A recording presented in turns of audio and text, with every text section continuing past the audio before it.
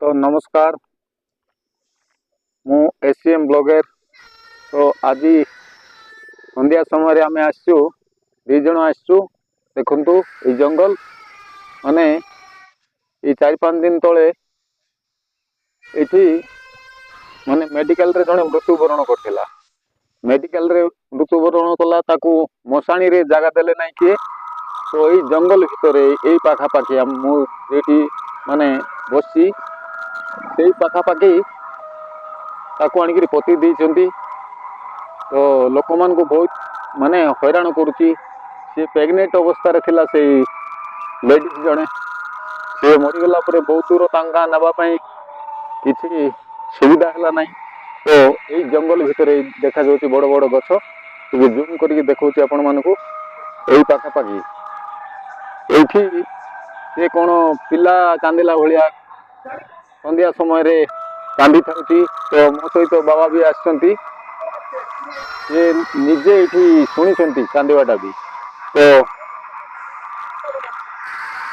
ये गोटे रास्ता अच्छे देखु संध्या ही आसी रास्ता कड़े जीवाई भी लोक भयभीत होती। तो आम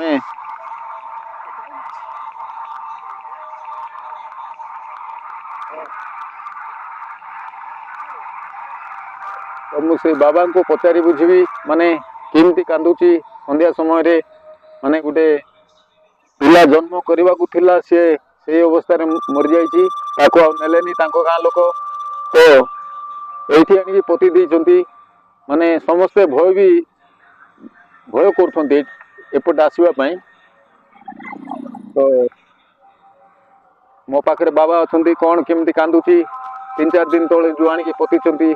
बाबा नमस्कार। नमस्कार।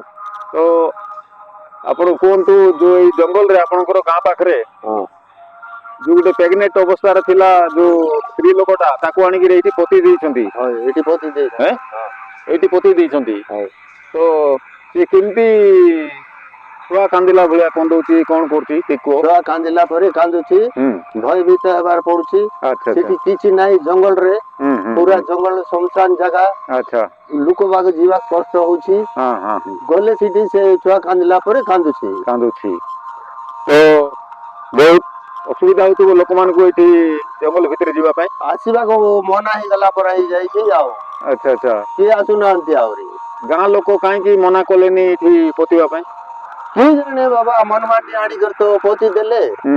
मेडिकल गाड़ी फाड़ी किछि मिल नथिबो तेबे आनी कर एठी पोती देले। अच्छा तो बाबा कहवा अनुसार ये देखंतु ये जंगल भितर ये छुआ मैंने भी टिके गले माने भय पड़े जीवे आम सहित आसचंदी। तो यही जंगल भितर जो लेडीज जड़े मरीगला ताकू आनी पोती। तो छुआ कांदिला भाया संध्या समय कांदुची। तो देखंतु यही जंगल। तो बाबा भी कहले समस्ते भय कर आसवाई बहुत हैरान होती लोक माने माने दांत काठी भी भांगापी ये आसवा से भय कर। तो किसी छुआ भी ये अच्छा मु घर को पठेदेवी कहीं अल्प समय पर जो प्रकार बबाड़ी हे छुआ कांदला भाया हे तो से काले भयभीत हो जापारती से बाबू मान को मु पठेदेवी ये समय जाए टिके भिडियोटा को बंद कर। तो बाबा कह तो आम टिके से जो जंगल पाखापाखि टिके जाइए आसवा कि चलो जीवा जाइए आसवा जीवा उठंतु आगे आगे चलतु को पार पोती कौन सीटा मुझे कैप्चर करने चेष्टा करी। आसो नहीं तो देखंतु बाबा आगे आगे जाऊँगी मुझे पछे पछे जाऊँगी भय भी लगुच कहीं संध्या ही आसिलानी बहुत असुविधा हे को पाखे बाबा यहाँ आगे टिके हाँ अच्छा अच्छा आई टिके आग को जीवु देखु केमती जंगल अच्छी ये आनी पोती देइचंती। तो बहुत असुविधा लोक माने पशि पारना माने मेडिकल रे सी मरी जाइए प्रेग्नेंट अवस्था रे। तो वीडियोटा को देखा पूर्व आपण माने ଲାଇକ୍ ଟେ କରନ୍ତୁ, ସେୟାର କରନ୍ତୁ ଏବଂ ସବସ୍କ୍ରାଇବ କରନ୍ତୁ। ବାବା ଚାଲୁଛନ୍ତି ଆଗରେ ଆଗରେ ଦେଖନ୍ତୁ। ତ ଏଇଠି ଟିକେ ଛିଡା ହବ ବାବା। ହଉ ଏଇ ଦେଖାଯାଉଛି ଏଇ ପାଖରେ ନା? ହଇ ଏଁ? ଏଇ ପାଖରେ। ଆଚ୍ଛା ଆଚ୍ଛା ଆଚ୍ଛା ଆଚ୍ଛା ଏଇ ପାଖରେ। ହଇ ଏ ଭିତରୁ ତ ଯାଇ ହେବନି ଏବେ, ଯାଇ ହେବ ନାହିଁ। ବହୁତ ଭୟ ବି ଲାଗୁଛି ହଇ ନାଇଁ କି? ହଁ ତ ଏଇଟା କାଲି ନା କେବେ ଶୁଣିଥିଲେ ଆପଣ? 2-3 ଦିନ ହେଇଗଲାଣି। 2-3 ଦିନ ହେଇଗଲାଣି ଶୁଣିଲେଣି? ହଁ ଆଚ୍ଛା ଆଚ୍ଛା ଲୋକମାନେ ତ କିଏ ପଶୁନଥିବେ ଏଇଠି? ନାଇଁ ଇଆଡେ ଆସିବାର ଲୋକ ମନା ହେଇଯାଉଛି ଆଉ। ଆଚ୍ଛା ଆଚ୍ଛା ଆଚ୍ଛା ଆଚ୍ଛା ବହୁତ ଅସୁବିଧା ଏଇଟା। ଭାରି ଅସୁବିଧା ହଉଛି। ଦେଖନ୍ତୁ ଜଙ୍ଗଲ, ପୁରା ଜଙ୍ଗଲ ଦେଖନ୍ତୁ। ଏଇ ଭିତରେ ଆଉ ଟିକେ ଆଗକୁ ଗଲେ ଯୋଉଠି ପୋତିଛନ୍ତି ସେଇ ଜାଗା ଅଛି, କିନ୍ତୁ ଆମେ ସେଠିକି ଯାଇପାରିବୁନି। ଆମେ ଯିବା ମନା, କାହିଁକି ନା ସନ୍ଧ୍ୟା ହେଇ ଆସିଲାଣି। ଦେଖନ୍ତୁ ବହୁତ ବଡ ବଡ ଗଛ ଅଛି, ଜଙ୍ଗଲ, ପୁରା ଜଙ୍ଗଲ, ଜୀବଜନ୍ତୁ ବି ଅଛନ୍ତି।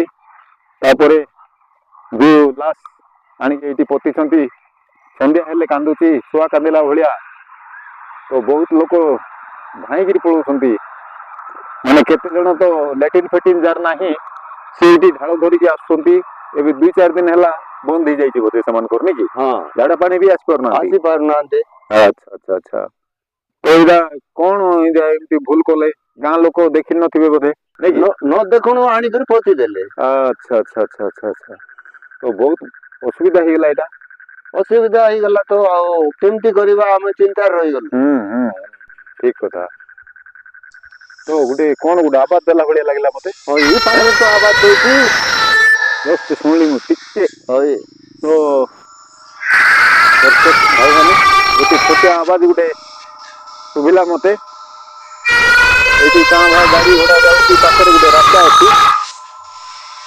ତ ସନ୍ଧ୍ୟା ବି ହେଇ ଆସିଲାଣି, ତ ଏଇଠି ରହିଲେ ବି ବଡ ଅସୁବିଧା। ତ ଯେମିତି ହେଲେ ଆମକୁ ଯିବାକୁ ପଡିବ। ଆପଣ ମାନଙ୍କୁ ନିଶ୍ଚୟ ସେ ଆଉ ମାନେ ଅପେକ୍ଷା କରିବା ବୋଲି ଚିନ୍ତା କରୁଛୁ। ଟିକେ ଦୂରରେ ରହିକିରି ସେ ଯୋଉ ପ୍ରକାର କାନ୍ଦୁଛି, ଛୁଆ କାନ୍ଦୁଛି, ସେଇଟା ନିଶ୍ଚୟ ଶୁଣେଇବି ଆପଣ ମାନଙ୍କୁ। ତ ଆପଣ ମାନେ ଜାଣିପାରିବେ ଯେ ସତରେ ନା ମିଛରେ ଏଇଠି ପୋତା ହେଇଛି, ସେ କାନ୍ଦୁଛି ନା କଣ। ତ ବାବା ଟିକେ ଆମେ ଆଗକୁ ଯିବା, ଚାଲ ଆଗକୁ ଯାଇକି ସନ୍ଧ୍ୟା ଯାଇ ରହିବା। ହଉ ଚାଲ ହେଲା। ଚାଲ।